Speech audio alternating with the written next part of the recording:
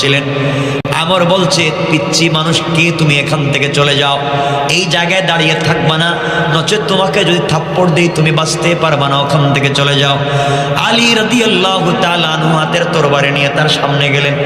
কিছু দূর গিয়া মাটির মধ্যে একটা রেখা টানলেন, দাগ দিলেন। দাগ দিয়া তিনি দাগের মধ্যে ওখানে দাঁড়ালেন, তরবারি ঘুরালেন, তরবারি মুখের কাছে নিলেন, কি যেন পড়লেন, তরবারির মধ্যে 3 বার ফু দিলেন।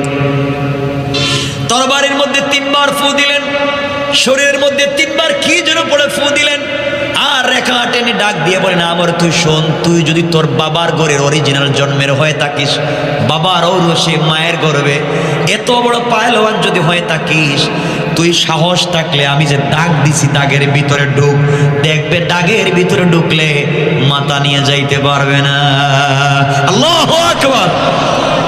আমর কই দেখিস ছেলেটা কবে কি দাগ